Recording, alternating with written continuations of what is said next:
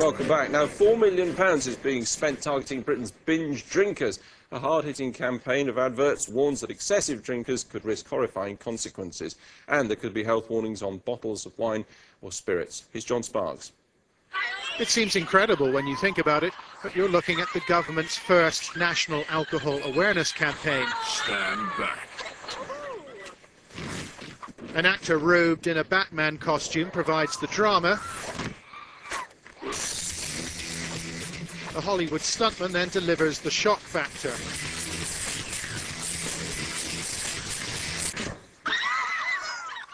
Despite the inevitable thud, the punchline is surprisingly permissive. Drink, have a good time, but know your limit. The intended audience, consumers in the 18 to 24 age range. The folks at the Home Office say the ads will work because they asked them.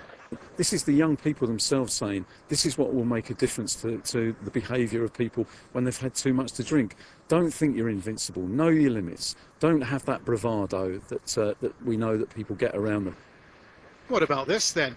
The Department of Health told us they're about 6 months away from putting health warnings on individual cans and bottles. But the drinks industry wouldn't accept hard-hitting messages like this. We're more likely to see slogans asking us to behave sensibly.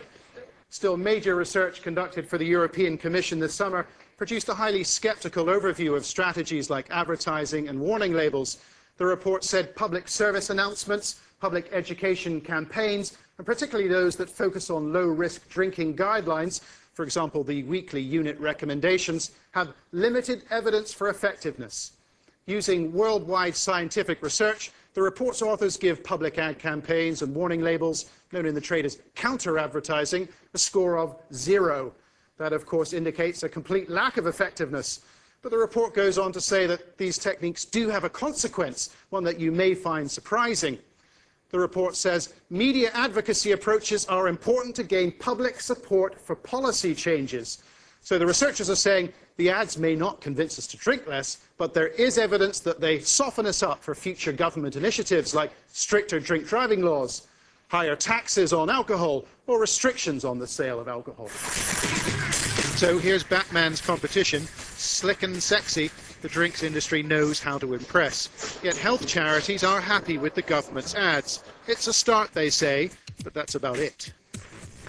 John Sparks. Well, just before we came on air, I spoke to Professor Martin Plant, who was consulted by the government on its alcohol strategy. So, does he think this new campaign will work? Well, I'm afraid it's very well established scientifically that media campaigns like this do not reduce heavy drinking, nor do they reduce our levels of alcohol-related crime or alcohol-related deaths. So on the basis of available interplanetary evidence, the answer to that is no. So were I a government person and you were giving me that advice, my next question would be, well, if advertising doesn't work, what does?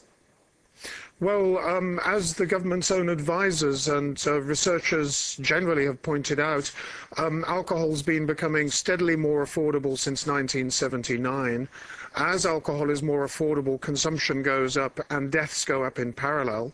At the same time, we've created constellations of late-opening bars and clubs in our town and city centres, and these promote heavy drinking on an industrial scale. But hang on, I thought late-opening bars were a way of stopping binge drinking. That was the argument in favour of getting rid of chuck-out times, wasn't it? Well, it was the argument the government used, but in fact this was not a view taken by researchers or medical authorities, judges, the police, or most people in the general public. When bar hours were extended in November last year, 2/3 of the general public opposed this move. So put the price up of every drink across the country by, I don't know, £3 and you solve the problem?